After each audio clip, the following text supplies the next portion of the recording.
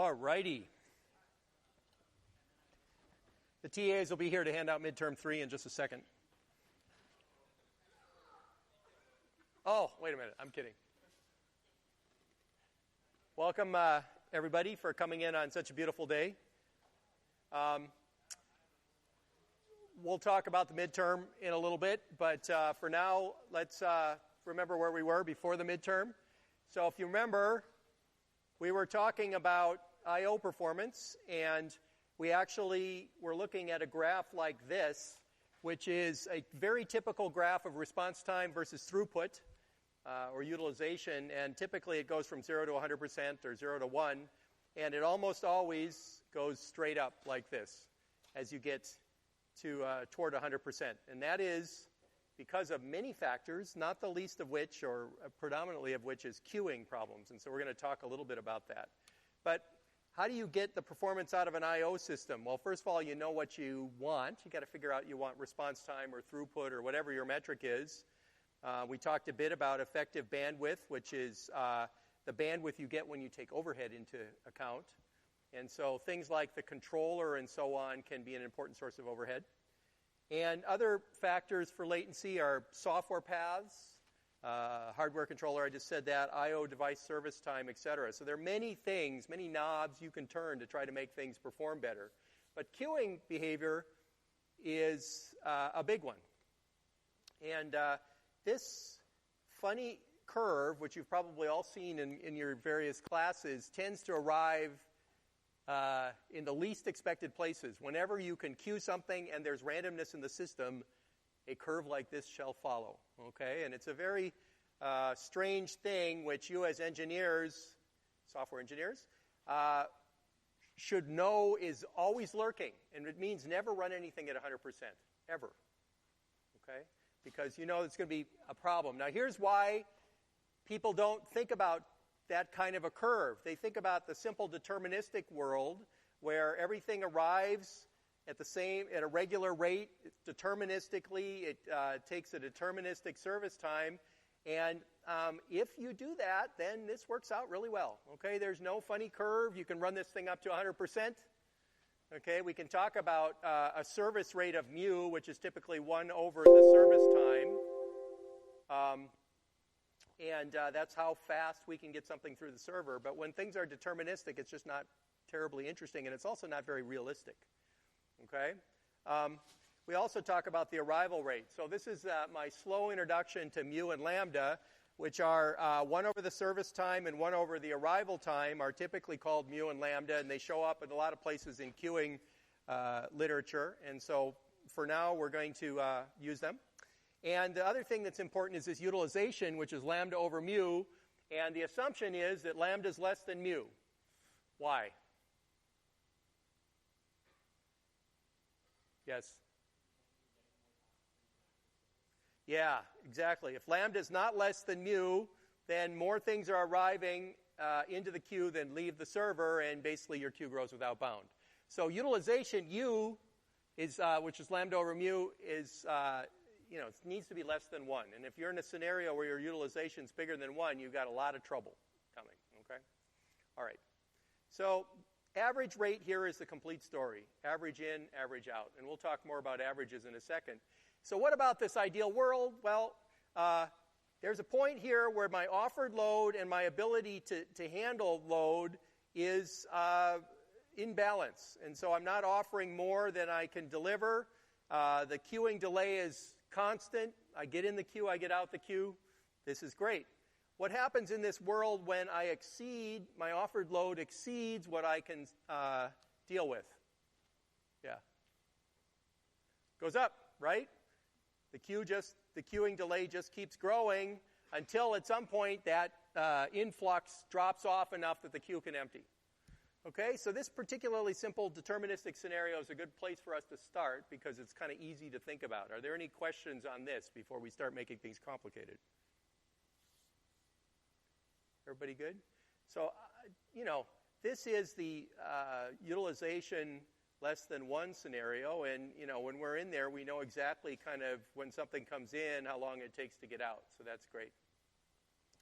So the reality, though, is not like that. It's bursty. So for instance, requests arrive in a burst and queue up until they're served. So here we have the first item shows up and it starts getting served, and so far we're on exactly what we had previously. But then, and this is a period of time where the server is busy, but then the next one comes in quickly.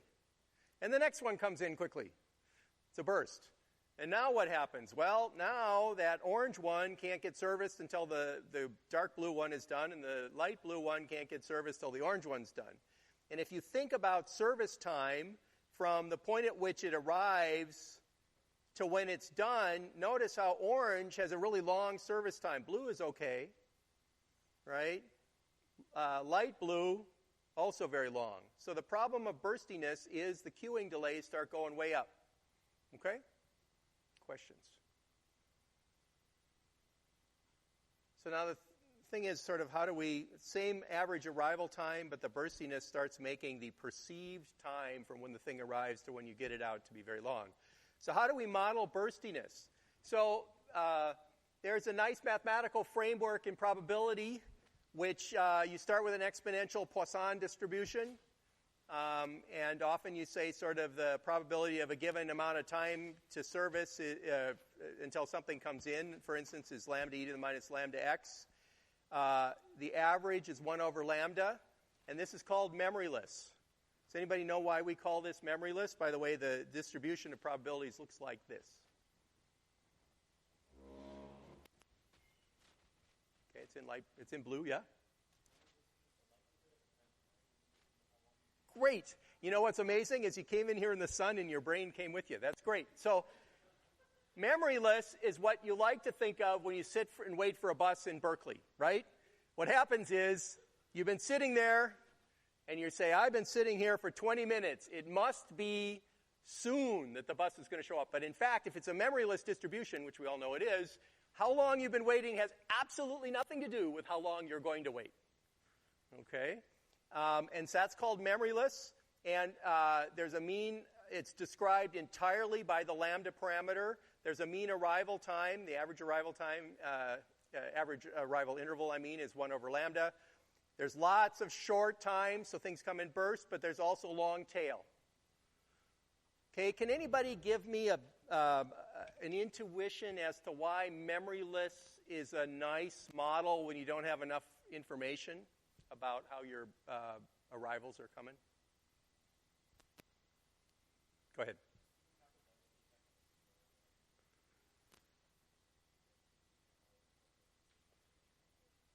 Okay, because other things are more complicated, I'll buy that. Is there a reason why memoryless might actually be a good model when you don't have enough information?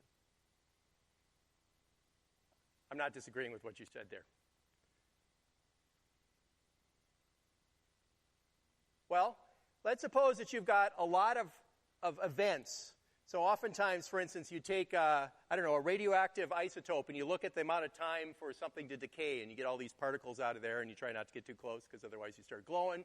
But what's interesting about that is the half-life of that and the amount of time until the next particle comes out can be described exponentially. And the reason is that even though each of the individual distributions for one atom are just not memoryless and very complicated, when you put enough of them together, the set of everything together kind of converges to something that's memoryless. And so when you have a lot of independent events and you put them all together, memoryless might be not a bad model if you don't have any other information.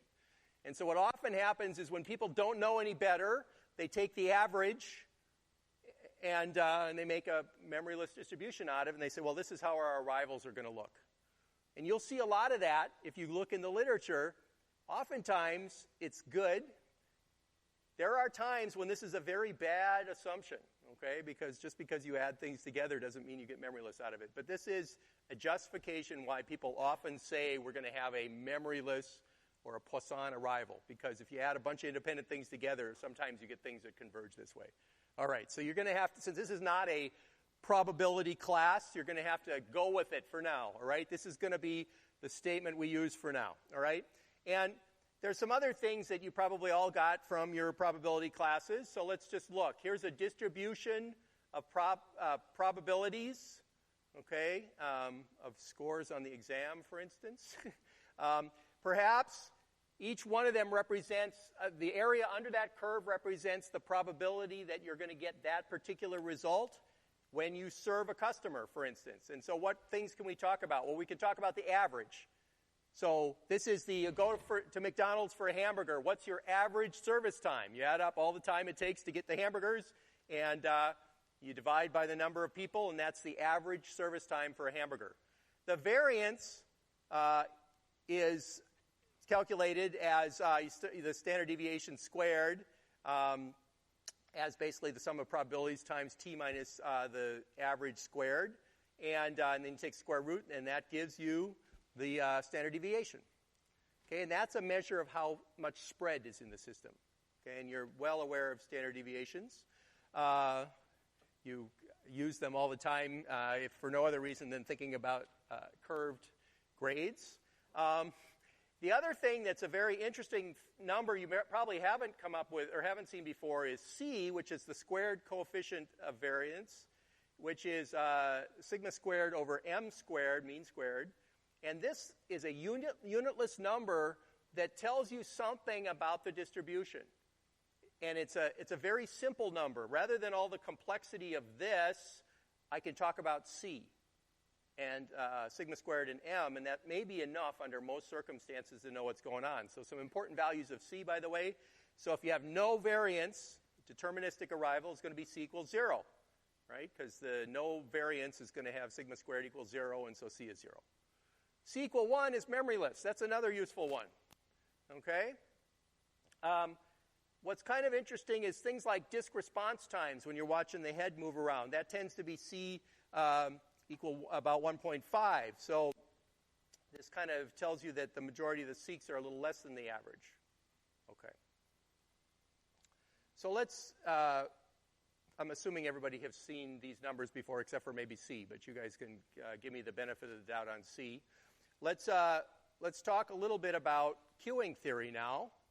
So basically, if you have any system, you've got a queue in front of it, maybe there's a controller and a disk, we can look at the whole system and talk about arrivals coming in and departures going out. And these arrivals are coming from where? Well, maybe the operating system, or maybe they're coming over the network, whatever. The service is happening in the file system, so there's some combination maybe of software and controller and disk in here to serve things. And they're departing when the item's been served. Okay? And queuing theory, the simple version, always applies to systems that are at steady state. So basically, the arrival rate and the departure rate are equal, so that your queue is not growing without bound and it's not shrinking indefinitely, but rather there's an average behavior going on. And in many cases, this average queuing theory behavior is the one that everybody starts with. It's when you start talking about transients and queues that grow a lot for a little while and then shrink, things get more complicated. But we're also not going to do that here, so this will be simple. So arrivals are typically characterized by some probabilistic distribution. Departures characterized by a different one. Okay, so there's some probability of the buses arriving and some probability of them departing, and then something in the middle here happens to be the city of Berkeley, right? It's a pretty complicated system. Okay, everybody with me? Now, probably one of the most important laws, how many people have ever heard of Little's Law before? Anybody? A couple of you? So Little's Law basically talks about the whole system where we have n is the system. We're talking about arrivals coming in at rate lambda and some departures. And there's some length of time that the request stays in the system. And what Little's Law basically says is that we start with any stable system, the average arrival rate equals average departure rate. And Little's Law is very simple. It says the number of jobs that are hanging out in that system is equal to the rate at which they're arriving times the average length of time that they wait in there. Now, this is another great McDonald's analogy. How does this make sense? You come to McDonald's, you go to the front door, you're about to go in, there's a line. Okay, you go in, you stand in line. Sometime later, you get to the counter, and you get your hamburger. Now, if you look, or whatever else you're going to eat, right? So if you look at the length of the line when you got in the door, and you turn around right when you get to the counter, and you look at the length of the line, the assumption that the system is stable is what? That the lengths are the same, right? What you see coming in and what you see when you turn around looking are the same. Okay? And so that's where this is very simple, because what it says is if I look at when I come to the door, the number of people standing in front of me is equal to the rate at which they're coming in times how long they've been waiting in the line. Everybody see that? Okay, that's McDonald's law number 1. Okay, of course, I always drive through the drive-thru, so I guess I don't count. But okay, so what's interesting about Little's law is regardless of the structure, bursts, variations in service, any of those things, this law is true. So this is true regardless of the distribution. So this is a good one to remember. Okay, McDonald's law number 1, Little's law. Okay, Little was a big fan of hamburgers. So here's a simple example, right? Here we have exactly 5 minutes to get your hamburger, and the rate that people are coming in is 1 per minute. And if you stack all the jobs up like this, and you slice in time at any time, what you find is there's going to be about 5 people in line. Why? Because they're arriving once per minute, and it takes them 5 minutes to get all the way through. So once per minute, 5 people came in the door. There are 5 in any slice. Okay? Now, of course, this isn't very interesting because this is always L equal 5. What's interesting, and I'm going to go through this quickly, but if you look, it doesn't matter. If there's an average distribution of L's, then we just line them up like this wherever they arrive in their full length. And we're kind of interested in any slice through there. What's the average number of people standing in McDonald's line? And how do we get that? Well, if these little strips are of size 1, we just add up the whole area and divide by t, and we've got sort of the average number of people in there. Okay? So, in fact, we can do that. S is the area. Add them all up. Occupancy is the total area divided by t. And, in fact, that means that it's the sum up of all the lengths divided by t. And, in fact, if you refactor it, what you find is the sum of all the lengths over t.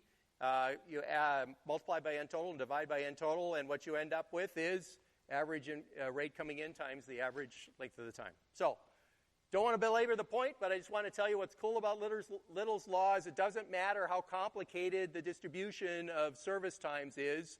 It's basically always true. And this is kind of something that we're going to use for our queuing theory. Now, one of the things I used to do in 162 many, many moons ago is I actually went through and derived a queuing equation in class. I'm not going to do that to you guys today, but there are some pretty simple derivations for common queuing behavior. What's cool about deriving it in class, if we did that, is you'd actually see where that weird curve comes from. Okay, it's just you put it together, you go through a very simple derivation, and poof, what comes out is a curve that grows without bound as you get to 100%. Since we're not going to do that today, you're going to have to trust me when I show you the equations that their derivation's actually pretty simple, and I'll give you some, tell you where you can look to see how they're derived, because it's pretty simple. But before we get there, oh, by the way, before we do this, are there any questions on Little's law? This is the McDonald's hamburger law number 1. Okay, and you can quote me on that. Good. Okay. So, the midterm happened. That happened. It has a reasonably bell-shaped curve. We had somebody way up here, and most people in the middle. Way too long. I apologize. We misjudged the length of this. We had some pretty stressed out people at the end, so I'm sorry about that. But the mean was about the same as the last midterm. I guess that's good. I don't know. Anyway, so the mean was about 59, standard deviation about 12.7. We did have somebody who got a 94, but solutions are up. And regrade requests close on Friday, so you should take a look. I've seen a lot of people have already taken advantage of that, which is fine, but you should make sure to look through the solutions, whether you're going to do regrade requests or not. And feel free to come to office hours and ask about solutions. I apologize, I was out of town yesterday, but feel free to come on Thursday and ask about a solution you don't understand, or go talk to your TAs. Are there any questions about the midterm, or should we just put that as a bad episode behind us and move forward? All in favor, say aye. Aye. Okay. It's the first time I ever tried to do multiple choice, though, so that was a new thing. All right. So now let's put together some equations here. So some results for queuing theory. So first assumption is systems in equilibrium, and the queue is infinite in size. All right. So take that as a grain, with a grain of salt. Okay, for now. But the time between successive arrivals is random and memoryless. So notice, because this is not a queuing theory class, and I don't want to take days deriving for you, we're assuming that what's coming in for the arrivals are memoryless. Okay, and again, I kind of gave you a hand-wavy argument at the beginning of the class, so that's not so bad. You got a lot of independent events coming in from different people, then maybe it's memoryless and you can characterize it entirely by lambda. What I will do, though, is on the exit, service times are very definitely not memoryless.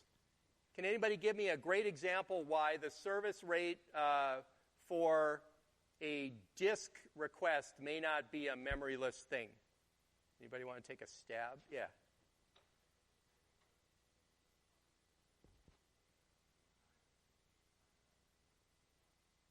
So the mechanics are going to get involved here somehow. Yeah. What things could the next request depend on in terms of service time when a disk is involved? Yeah. Yeah, what might it have to wait for? Rotation, seek, right? So if the previous request was close to the next request, that's going to be short. If the previous request is far away on the disk from the next request, that could take a long time. So there's definitely memory in the system. So on the server side, we're going to allow arbitrarily interesting probability distributions, but on the input side, we're going to say it's memoryless. Okay, so what are the parameters here? Oh, question, yeah.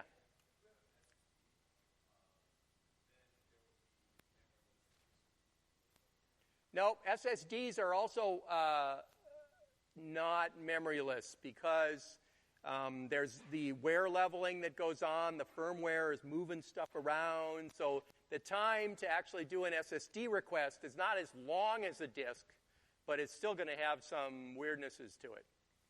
So yeah. So, and by the way, in case you're worried, which I can tell you guys are all just on the edge of your seat worried, general distributions on the output certainly include memoryless. So if you feel like you have a memoryless output service, that's fine. Okay, we're gonna allow that. It's just that we're gonna force you to have memoryless on the input. Okay? All right, good. In fact, at the bottom of the slide, you'll see memoryless is included as an option for the output. So lambda is the average number of arriving customers per second in a memoryless distribution. The service time is the average time to service a customer. If we were only talking seek for a moment here, remember you go to the disk specs on a disk and it says, well, my average seek time is what? Give me an order of magnitude.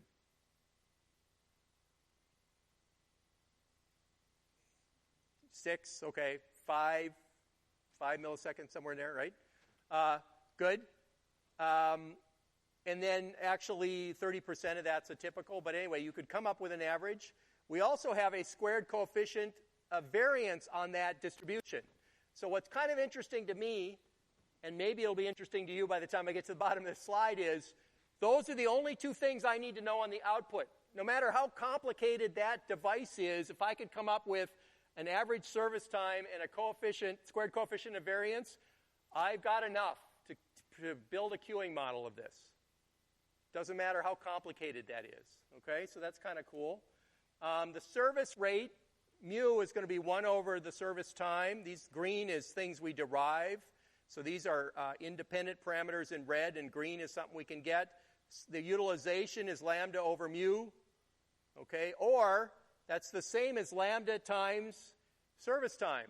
So if you're on you're designing some project and you want to get the parameters so you can plug them into a queuing problem, there's a couple of different ways to get your utilization. One is lambda over mu. That's the easy one to always remember. But this other one is lambda times the service time. And, of course, that's just because, mu is 1 over t ser. So there's no magic there. Okay? What do we want to compute? Well, one of the things we might want to compute is the time in the queue, especially if that time's going to infinity. We want to know how close to infinity it might be, right? The other is the length of the queue. Well, this is where Little's law comes into play, because if I know the time in the queue, then just lambda TQ is Little's law. Okay, this is McDonald's law number 1, right? I should write that down, McDonald's law number 1. Okay, now, these are all the parameters that I'm going to foist on you in this slide. Are there any questions? Why are TQ and LQ interesting numbers to us as designers?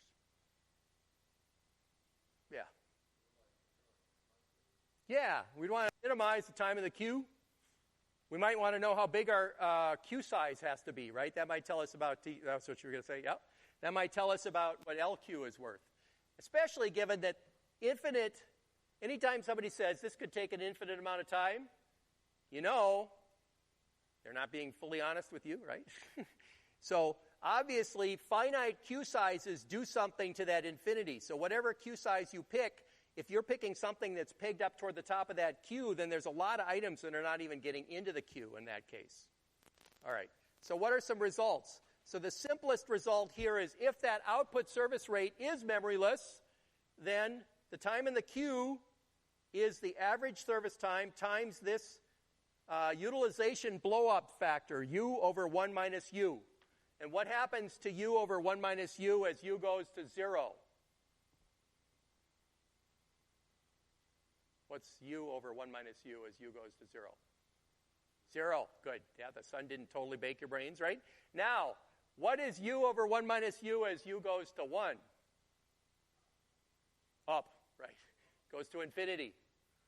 Okay, so what's interesting is that u over 1 minus u is the factor that causes you the most trouble in a queuing model. And that is directly dependent on, and it'll show up pretty much any time you have a bursty input arrival rate, you'll end up with a u over 1 minus u. The general one, where we don't actually have a memoryless output, is a tiny bit more complicated, but before you go, whoa, look, it's almost identical. Look, t service time is here, u over 1 minus u is there, and it's only this 1/2 1 plus c factor that's different. And if c is 1 because it's memoryless, then 1/2 1 plus c is 1. Okay, so obviously the bottom one becomes the next one up when c is 1. Okay? So, you're in a test. This is a hypothetical scenario. You're in a test. You got to find out what the time or what the length of the queue is going to be with a general distribution.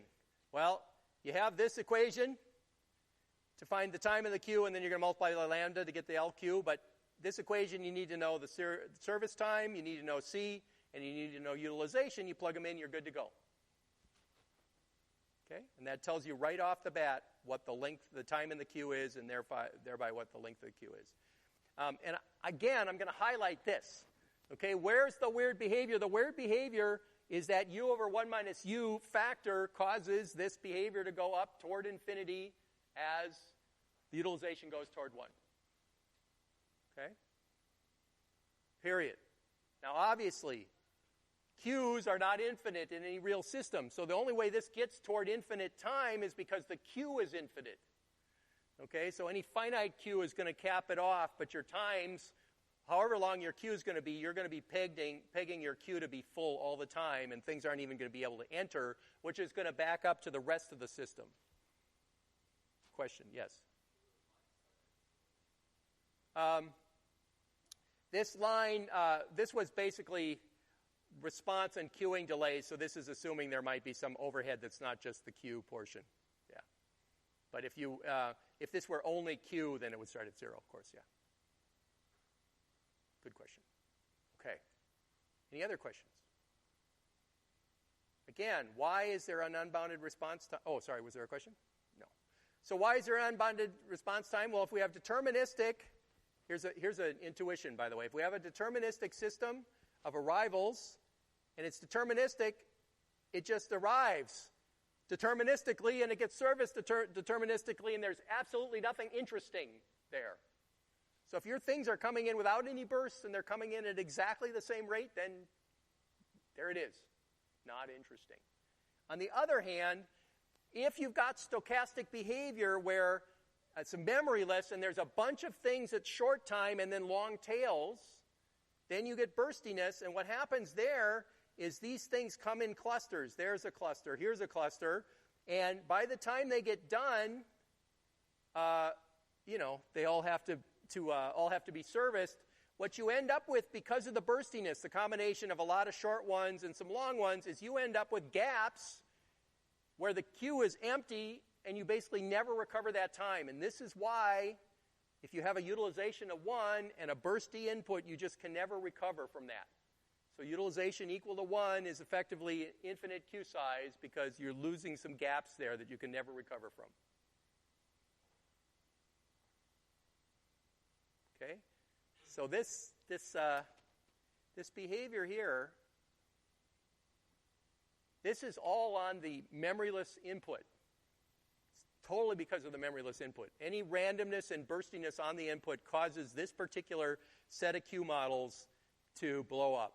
Period. End of story. Drop the mic.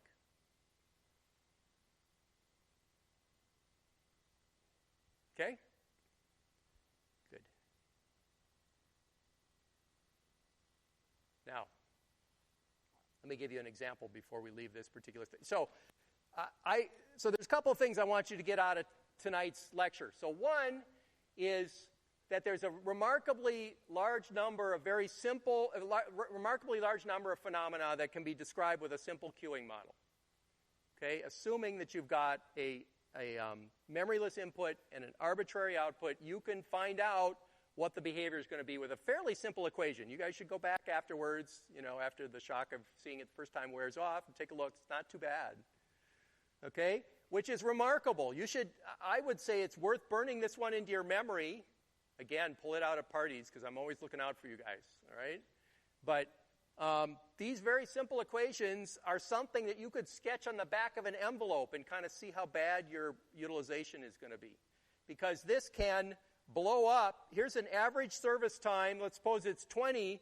If this guy is 100, you've taken something that should take only 20 milliseconds to do, and maybe it becomes 2 seconds just because of queuing. Okay, so this can badly change the behavior of your system. And you can figure that out on the back of an envelope. So that's kind of cool. Yes?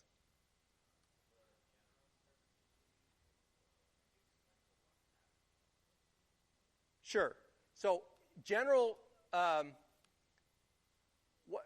because this isn't a probability class, I'm forcing you guys to have no more than a memoryless input, because it's simple and the equations get much more complicated. So this is a memoryless input, general output, 1Q, MG1. If it becomes a GG1, it's very complicated. So we're just not going to deal with that. But what it means here is this output distribution can be any complex thing you want.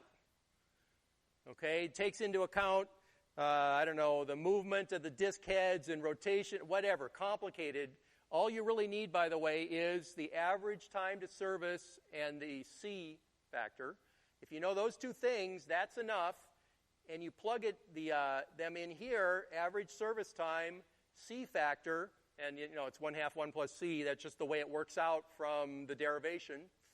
And when you plug that in, that basically accounts for arbitrary complexity on the output. So it's kind of cool because the thing it does is it changes by a linear factor, but there's no more weird growth or whatever. So the most that weird variance and mean and all that stuff distribution does is it introduces this 1/2 1 plus C factor. And so if I know that my device has a C factor of 1.5, then I just plug it in here, 2.5 over 2, and plug it into the equation, and I've accounted for all of the complexity of that by that C factor. I don't know if that answered your question or not. So if you're asking where it came from, it just comes from the derivation. And I'll give you a resource in just 2 slides that'll tell you where you can go look. There's a Hennessy and Patterson book has a simple derivation that gets you that. Okay? It's actually kind of remarkable, in my opinion, that however complicated it is on the server side, you just need C and T service time, and you've sort of accounted for that mess. Good. Okay, so let's look at one very simple example before we leave this now. So user request, say it's 10 8 kilobyte disk IOs per second, so that's 10 IOs per second. The requests and the service times are exponentially or memorylessly distributed, so C equals 1. The average service is 20 milliseconds, okay? And so we can ask some numbers, like how utilized is the disk? Well, we bring up out of our cheat sheet or our brain, utilization equals lambda times T service time. What's the average time spent in the queue? Well, we're going to try to find TQ. What's the number of requests in the queue? Well, we're going to try to find LQ. What's the average response time? So this is probably the most interesting new thing I just introduced. If you look at the time to go through a system with a queue plus a server, well, it takes the time through the queue and the time through the server. Okay, so it's a sum of those 2 factors. Everybody with me? All right, questions? Now, so, compute. What's lambda? Well, that's the average number of arriving customers per second. That's 10, right? Just right from here. 10 IOs per second. What's the service time? Well, the service time's 20 milliseconds to serve things. This is not a normal disk because a normal disk has a C that's not equal to 1, but that's okay. That's part of the problem. What's the server utilization? Well, that's lambda times T ser, which is 10 per second times 0.02 seconds is 0.2. Now, I just pulled a units on you, a units normalization, right?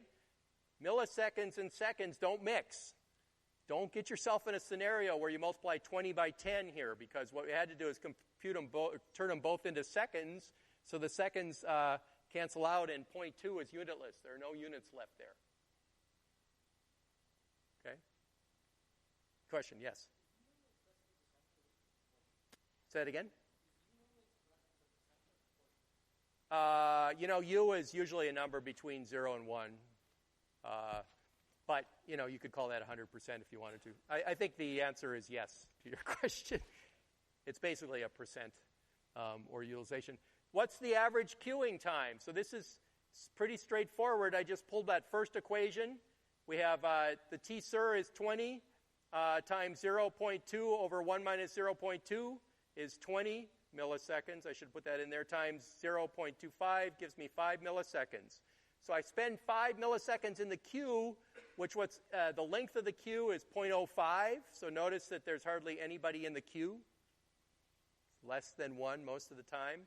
And the average time in the system is adding TQ plus T ser, which is 25 milliseconds. So the most interesting thing to get out of this is with 20% utilization, there I use this percent, I actually ended up increasing my service time by another 25%. Okay, so it went from 20 milliseconds to 25 milliseconds. And you guys play with this, if I were to go up to server utilization of 0.4 or 0.5, you'd see that the queuing time starts really dominating pretty quickly. Okay. Yes?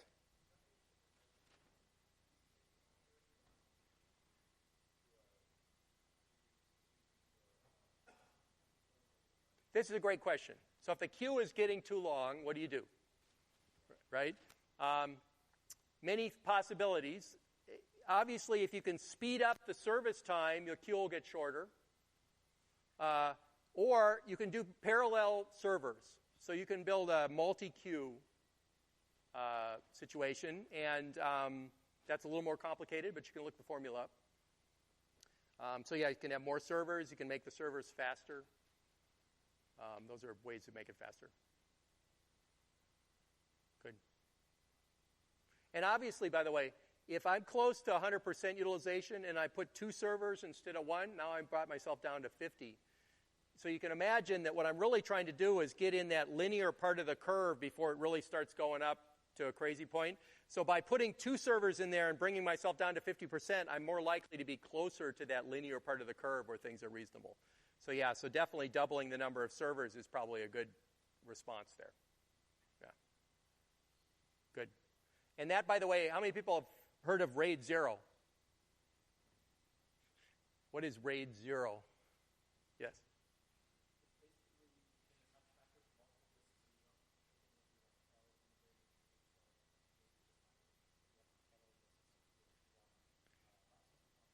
Yeah, so normally RAID is, you think of RAID as giving you protection against disk failure. RAID 0 is like a different animal. Calling it RAID 0 is a little bit of a misnomer. But what happens there is you just put a bunch of disks together and you stripe your requests across a bunch of disks. And as a result, the total service time is tremendously less by the number of disks. And so you're making everything faster, which would be a great way to reduce the overall service time, which would make your queue shorter. So a lot of times when you're in a high-performance environment like a cloud service environment, you might use RAID 0 to make all the disks faster, or appear faster. Good. Okay. So there's a bunch of resources we've got up. There's a Patterson, there's something from the Patterson book which has been scanned. There's a bunch of resources on the web. Feel free to take a look. The way I like to think of queuing theory never gives you an exact answer, but it gives you a great back of the envelope. How much queuing am I likely to run into? Is it going to be a problem for me? That's the kind of thing you figure out. Okay. How big should my queue be on average? What's great about this one that we just did here is this tells me that I don't really have to have very many queuing resources in my system if the average queue size is 0.05. So probably a queue that's got 10 entries in it is as close to infinite as you can possibly get in this system. All right. Good. Question? Yeah.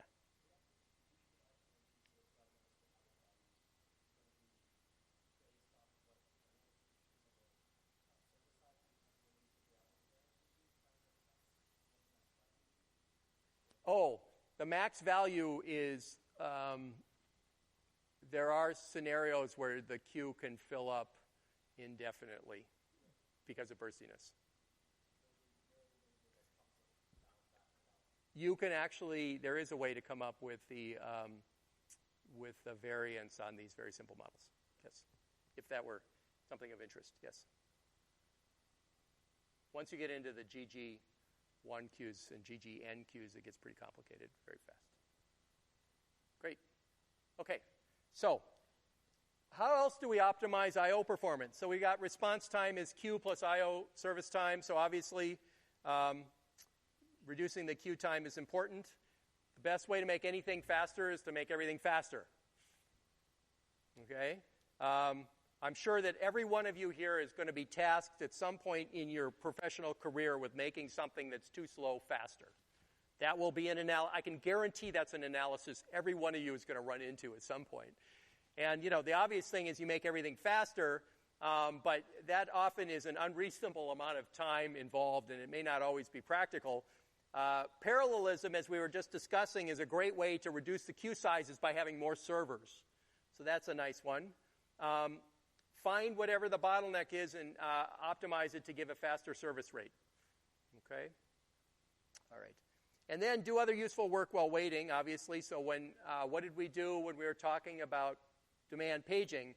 When we were waiting for something to page in, we went and ran a different thread, right? So there are good ways to overlap performance if you have enough parallelism in the system.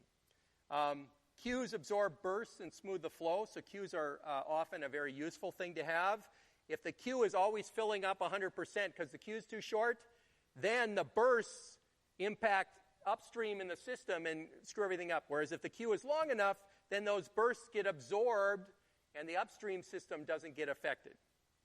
Okay, and so that's why queues are particularly useful.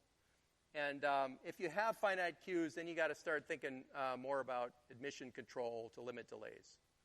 But then we start getting into unfairness and live lock and all sorts of cool stuff. All right. So when's disk performance the highest? Oops. When is it the highest? Well, when there's our big sequential reads, obviously. Or when there's so much work to do that you can piggyback it, like reorder all your results so that the disk itself is always busy, but mostly not moving the head much because there's so many results that you kind of move the head slowly and get all the results at the highest performance. We'll talk about that in a second. If the disk is mostly idle, it's okay to be inefficient. It's when things are busy. And bursts are kind of what threaten your performance. Okay, it's the burstiness that's a problem. And, whatever. You can put your ideas in there. There's always good ideas that nobody's thought of. Other techniques are things like reducing overhead through user-level drivers, reducing the impact of I/O, etc. All right, so there's lots of things to do. Where we're going to go with this soon, in fact, we're going to start it today, is we're going to start looking at how the design of the file system can help improve overall performance. Okay, and that's going to be where we go next, where we decide how to place things on the disk as a way to make things overall faster. Okay? All right. But before we go this, I want to mention one thing, which is, suppose that the fact that a disk can only do one request at a time, what order do you choose the requests? Well, if you have a queue, this queue says here that track 2, sector 3, track 2, sector 1, track 3, sector 10. If you have a bunch of these requests, what's the best way to do that in order to make things faster? We could do it FIFO order, where we do each request in the exact same order things came in. What have we learned about FIFO in this class? Almost always a bad idea, right? Just say no. So the problem with this FIFO ordering is if things come in the wrong way, then you can end up having the disk heads go like back and forth, and you're really burning a lot of time. So you got to be something better than FIFO, right? Anytime somebody suggests FIFO, you got to say to yourself, there's got to be something better than FIFO.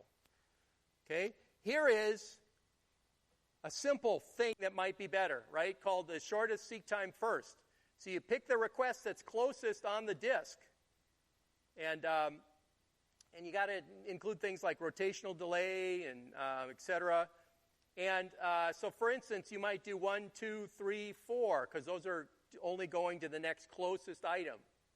And that basically assumes that somehow you can take that queue and on the fly reorder things to pick the next request.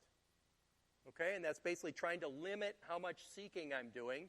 The problem with this is it can lead to starvation. Can anybody give me a good example of why this shortest single time seek time first might give you starvation? Yeah.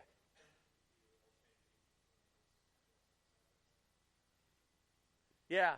So what happens is somebody's supplying a bunch of reads in some area of the disk, and all that's happened is it's going back and forth, and all the reads that are far away never get serviced.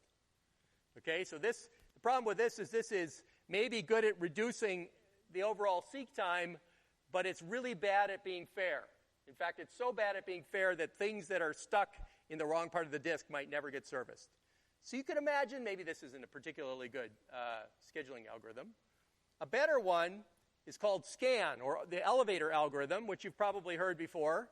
And the idea is that I'm going to let the disk head move in and out so that I do service everybody. Okay, so I pick a direction and I grab everybody going one way, and then I grab everybody going back and then forth. Okay, and this is better because things will eventually always get satisfied. All right, now what's interesting about the elevator algorithm is it has a tendency to focus in the middle. Okay, so people that are in the middle tend to get serviced back and forth quickly, whereas people on the ends tend to only get satisfied at the extremes. Okay, and so this is not as fair as it might seem on first glance. So there is an alternative called C-scan or circular scan, which only goes in one direction. And so the idea is you service all of the requests going one way, and then you very quickly go back to the inside track and then work your way out again. Okay, and this is fairer than scan. And it's not biased to pages in the middle. But so these are both kind of things you can do. Question, yes. Well, the thing is, though, that you're amortizing that quick jump with many service requests. So, yes. Question, yes. Now that's an interesting question. Is there a lot of overhead with figuring out which is quickest? So, the mechanical times of movement are in milliseconds, right? And so the things that are in the queue, you can rearrange those in microseconds, right? So the time scales are very different. So this is an absolute optimization you could do. Can anybody guess why operating systems don't do this as much anymore? Yeah. Not because seeking is faster. That's an interesting response, but that's not the reason. Think about what I have here. I've got a queue in the operating system, and the operating system's rearranging requests and sending them out to the disk. Yeah. There you go. So the problem is, and we'll say a little bit more about this maybe next time, disk controllers are so sophisticated that A, they're already doing elevator algorithms themselves. They queue everything on the disk. And B, because logical block addresses rather than track and sector addresses are kind of the norm now, the operating system doesn't even know what track you're on anymore. Okay? And so there's a lot of information that the operating system doesn't have that's really required to do this well. And so mostly this stuff is being done on the disk controllers. And in many cases, what happens was there was an elevator or C-scan algorithm in the operating system. In many cases, it's been disabled because it's combating against or basically not as useful given that there's something else that's doing that already. Okay. Good. Questions? No. Okay. So let's take a break and come back.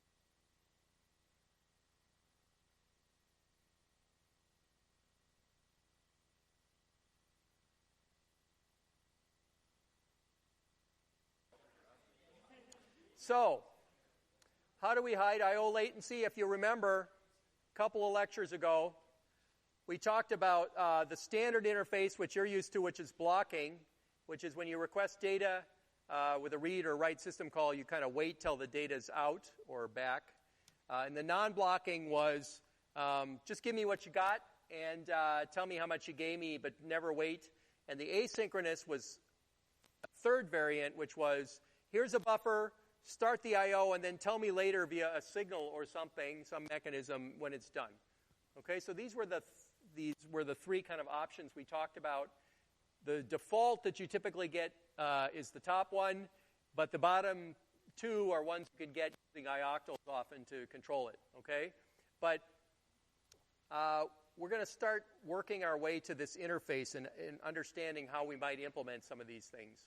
And so if we look back at our big stack, we're going to kind of start looking at the file system itself. So we've been talking about devices and talking about disks, and we're going to start moving our way into the file system, and that's our next topic. Today, we're going to talk about the simplest of file systems, which is the FAT file system, and we'll get to some really interesting ones next time. FAT's ubiquitous, probably the most common one, so that's what we'll talk about first. But if you remember, this is all flash from the past, right? So operations on file descriptors, the user has a handle, and then we get open, create, and close, and open and create, return file handles, which you can then use later, right? And their access modes and permission bits. So all of these things that you've been using all term, now we can start asking ourselves, well, where did they come from, and where do they go? I mean, how do you implement this stuff? Okay? So, and then we have read, write, and seek, and fsync, and all these interesting things. So these are, when we start talking about the file system, we have to start talking about, well, how do these things actually get implemented? Okay, so we started at the top, and we talked about these system calls, and you used them, and then we went down to the disk, and now we're going to meet ourselves somewhere in the middle here to actually come up with file systems. And there are interesting things like when write returns, data might be on its way to the disk, but not actually permanent yet. So that's an interesting property of file systems. Okay, you may think when you write data and you close the file, you may think, oh, it's safe. Not necessarily. It may actually be in the file cache still, and could be lost if your operating system crashes at the wrong time. So, how do we build a file system? Well, first of all, we need to know what it is. So a file system is a layer of the operating system that transforms the block interface of the disk, which is reads and writes of 512 bytes or 4K, depending on how you look at it, into files and directories. So files and directories are an abstraction that you're all very used to, right? Because you probably, wrote your first file when you woke up in your crib. And file system components are things like naming. What's the interface to find files by name? Disk management. How do we collect blocks into files? Protection. How do we keep the data secure? Reliability, durability. Keeping of files durable despite crashes, media failures, attacks, etc. So the file system actually has a lot of pretty interesting questions to it, and we're gonna hit on a bunch of these as we go. The user's view is a durable data structure. The system's view is a collection of bytes, and it doesn't really matter to the system what your data structures are, what you want to store in the disk. So the system probably doesn't care that that's a video versus a text file versus a .c file, whatever. Just it's the system's view is it's a bunch of bytes. And inside the operating system, it's a collection of blocks that are going to be on the disk. Okay, and typically we talk about a block size that's bigger than the sector size. So in Unix, the block size is often 4K or 8K, 16K. These are pretty common numbers. The disk basic block size is often 512 bytes. Okay, that's the minimum size you can read and write on most disks. What's interesting is with today's super terabyte disk drives, we looked at a 14 terabyte drive a couple of lectures ago. In fact, even though it tells you it's got 512 byte sectors, the reality is the sectors are actually bigger. They're really 4K, and it's faking you out by telling you you can read and write a 512 byte item. Okay? So, how do we translate from the users to the system's view? Well, if the user says, give me bytes 2 to 12, what happens? Well, you got to fetch the block corresponding to those bytes and then return only the bytes that they asked for. So if it's a 4K block that you pulled off the disk and you want bytes 2 through 12, you got to put it in memory somewhere and then grab bytes 2 through 12.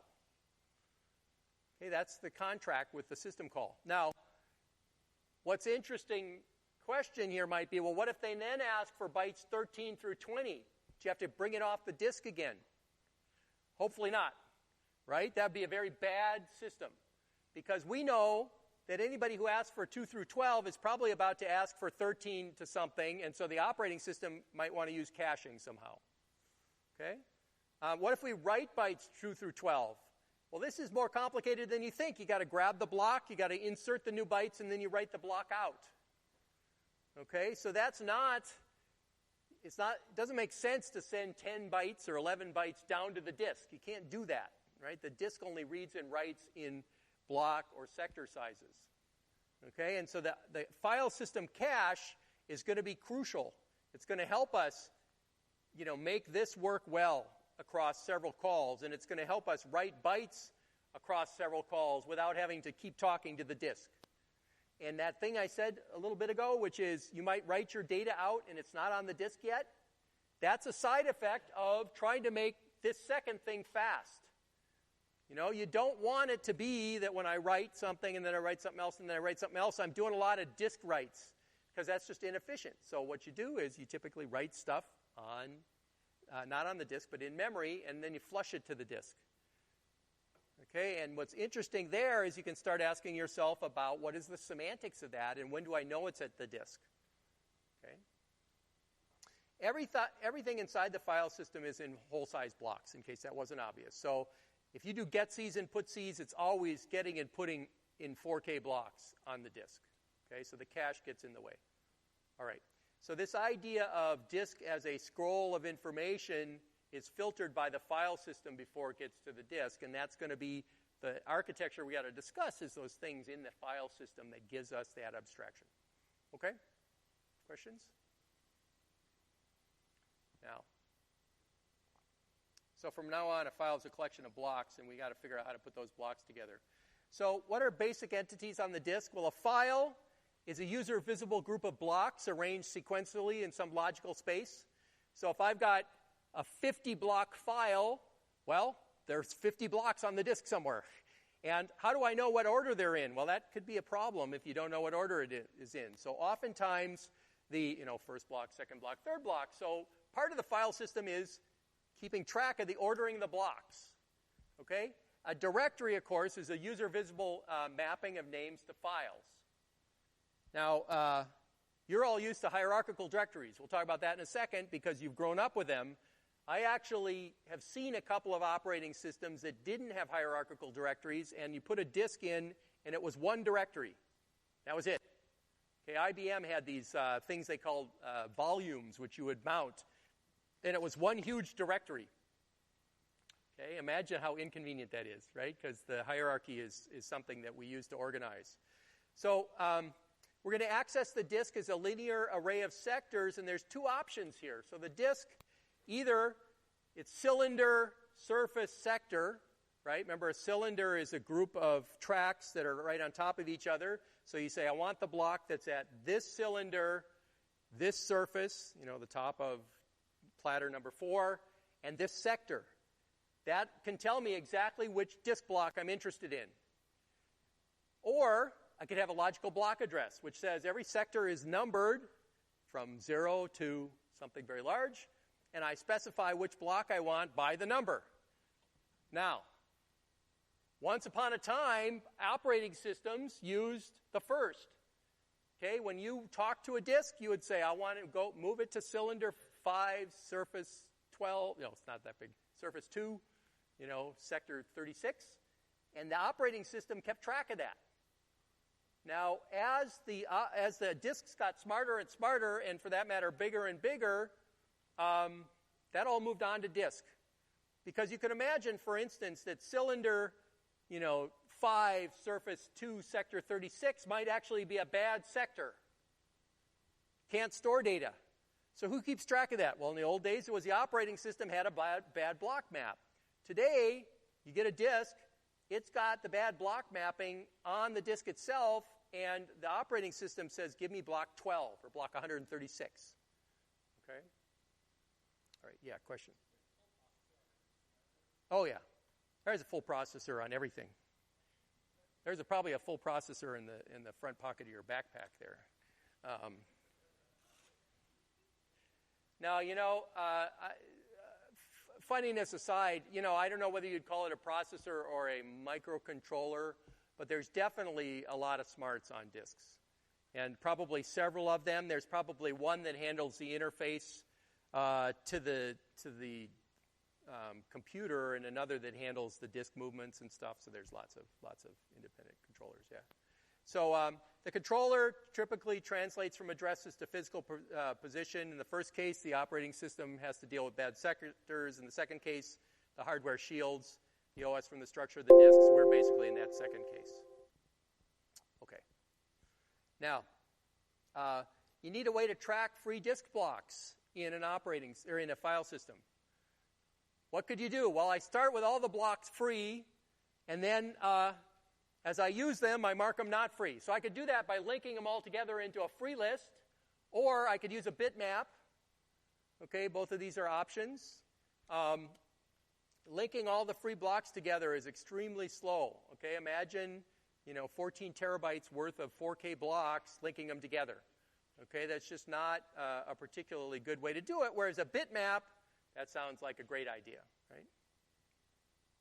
And then, what else we need to do? We have to have a way to structure the files, to decide which blocks are which in the file system, and that's called a file header, often called an inode as well. We'll talk about that terminology. But the trick is going to be optimize the placement of all the blocks on the files to match the usage patterns. So if I know that I'm going to typically stream a video, that tells me that maybe it'd be a good idea for all those blocks to be, say, on a track and then on adjacent tracks, because the typical access pattern is going to be sequential. Okay? And so the pattern of usage might structure the way we decide to put the blocks on the actual disk. So what do we do when we design a file system? Well, I don't know. We have to think about the factors we care about. So it's all on disk is going to be important if we want the data to be durable when the machine reboots. To get performance out of a hard disk, we better maximize how much sequential access we've got. We don't want to seek a lot. Moving that head is extremely expensive.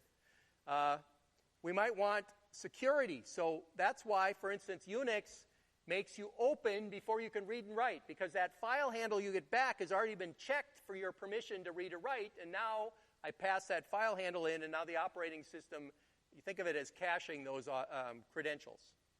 Okay? The size is determined in various ways. So, for instance, what if I'm going to write things, but I'm writing them incrementally? Like I'm writing the digits of pi one at a time. Okay, but I know that file is going to be really big, right? So there's a couple of options there. One is, as I'm writing, I slowly expand the file on the disk, okay, as it gets longer. Or maybe I pre-allocate some blocks. The nice thing about pre-allocating is it might allow the file system to have a little more chance to put adjacent blocks together. Because if it knows this file is going to be really big, it might look for a big chunk of disk space. Okay, so some of the questions we're going to ask when we start evaluating real file systems, and I don't actually consider FAT a real file system. We're going to call that a toy file system to start with, is we're going to start wondering how easy is it to get sequential performance by putting all the blocks next to each other in a file. That's going to be a crucial question for us. Okay? And then, of course, we're going to need directories somehow. What data structure on disk for that? Okay? So why did I put a whole bunch of questions up here? I want you to understand that there are many variables we can tweak when we're building a file system. That's why there's so many file systems. I bet you could sit there and name a bunch, right, without even thinking too hard about it. Okay? Maybe I should, we should have a file system bingo. How many things can you give you a little card and call out file system, see if you can get 5 in a row. All right. So, components. We have a file path, which is the way we name the file itself. We got to go through the directory structure. That's going to ultimately give us something called a file number or an I number. Okay, I stands for inode typically. That number is then used to find the file index structure, which then tells us what the blocks are. So typically a directory gives us a number, which then gives us this file index structure, which has all the blocks in it. Okay, so there's several different pieces here. This is an inode. Okay, so notice this may have 20 blocks, then this inode keeps track of which 20 blocks. Okay. So open typically performs name resolution. So for instance, when I say open and I say /home /kubi CS162 really hard test, right, .text. So that resolution, when I do an open, it actually works its way through a series of directories until it eventually finds the file header that points to the blocks of the file. And we're going to have to figure out how to do that name resolution. Okay, and it's going to give us a file descriptor in the process control block in the kernel and return a handler to the user process. Okay, so and then the read, write, seek, and sync are going to operate on the handle. So this name resolution is kind of an interesting thing.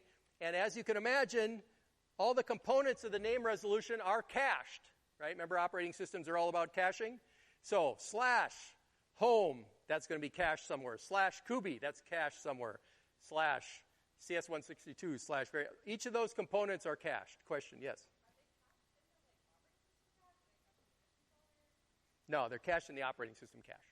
So the disk controller is very smart about blocks, but it doesn't know about structure. So typically the structure that we impose with the file system, that's in the operating system still. So that means that cache we're talking about here is the name cache, and there is such a thing. If you were to look at your sources of your PinTOS, you'd find the name cache in there, I suspect. I'm pretty sure it's got one. But definitely, if you were to look at Linux sources, you'd find a name cache. Good question. So directories, of course, are hierarchical. And so that's what I just said, kind of. Each one of these can be thought of as a file that happens to point at other files. That's what a directory is. So it has a name that points to other files. Okay? So it's a hierarchical structure. Every directory entry is a collection of files and other directories. Each has a name and attributes. Files happen to have data. The data, in most file systems, the data is not in the directory. The directory points to a file header which points to the data. Okay, so a directory is just really an indirecting from a name to a file. Okay, and links make it a DAG, not just a tree. We'll say a little bit about links a little later. Okay, so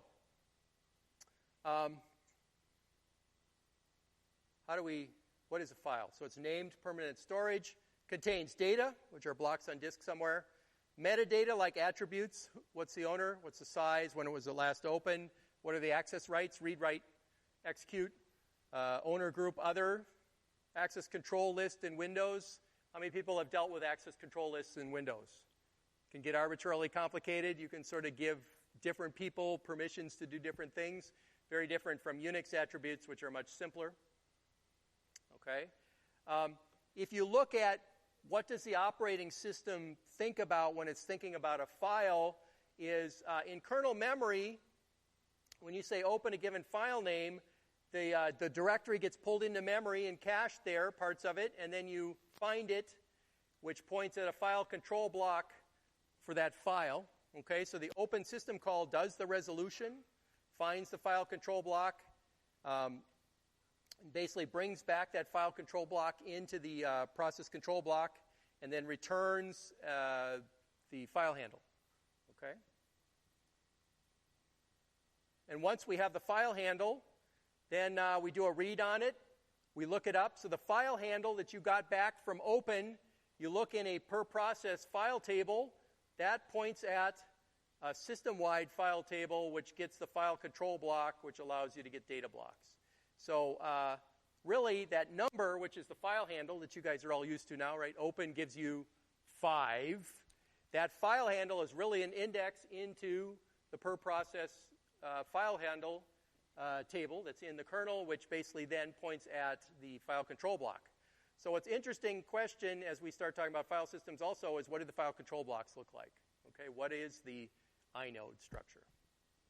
Okay, so let's talk about the first one here, file allocation table. This one's been around forever.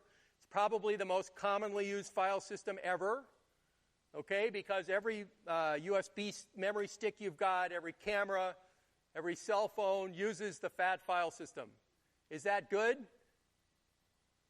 It is. It's what it is, right? I mean, we can't argue with a standard, I guess. So we're going to assume for now that we have a way to translate the path to a file number or directory structure. Let's look at what a file looks like. Well, disk storage is a bunch of blocks. Okay, here's a bunch of blocks. That's that's file number 31. Block 0, 1, and 2 are at those places on the disk. Okay? Suppose that I'm trying to read from file 31, block 2 offset X. What happens? Well, first of all, I got to find block 2. So the file allocation table mechanism for that is that this FAT table is a set of pointers.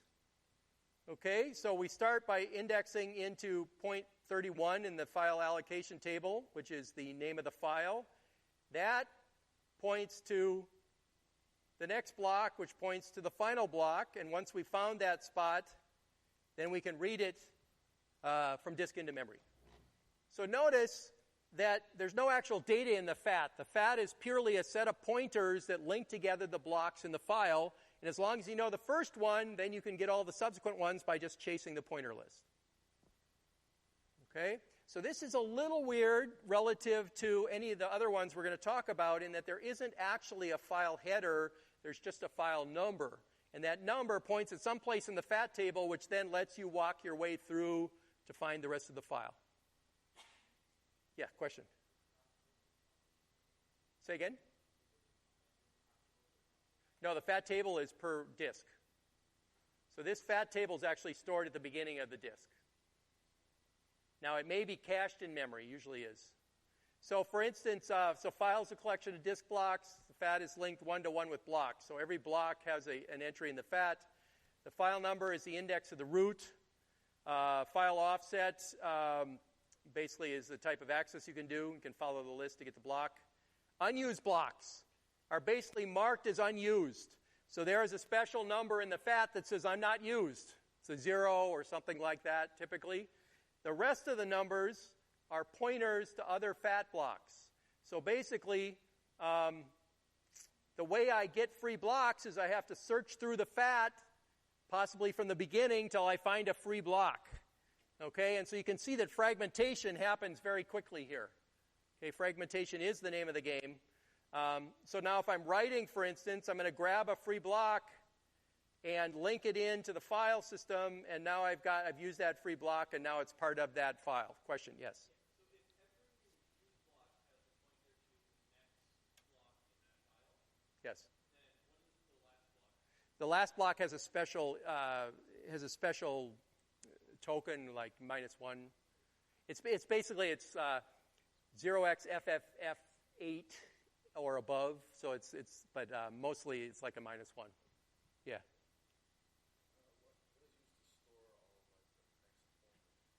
So all the next pointers are literally the FAT. So what is the file access table?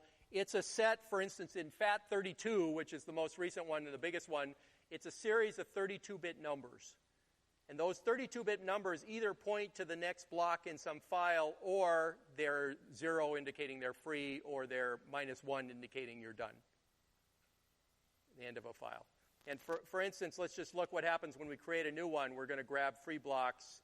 And so now here's a scenario with 2 files. And notice how that means there's 2 chains. Okay? 2 links.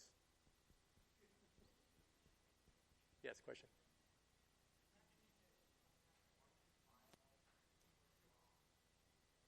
That's right. You can only have 1 file per block.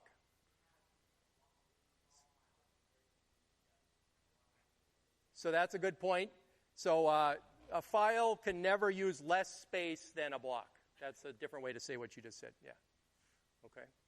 And that can lead to fragmentation with a lot of really small files. So let's finish this up. So I realize we're over time here.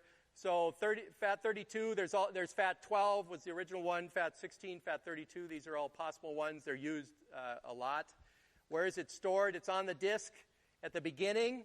There's typically 2 copies of FAT, although in theory the FAT format allows you to have an arbitrary number of copies of the FAT table. Only 2 is the standard.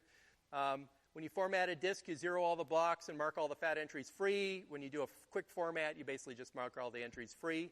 Notice when you delete a file, this is an interesting thing that I will point out. If you delete a file, all the links are turned back into free token, which means that all of the links between blocks are now done. So the problem with the FAT file system is when you delete a file that's longer than a block in size, you've lost all that information. And so all of your recovery programs basically are betting on the fact that if you have a file that's multiple blocks, that somehow those blocks are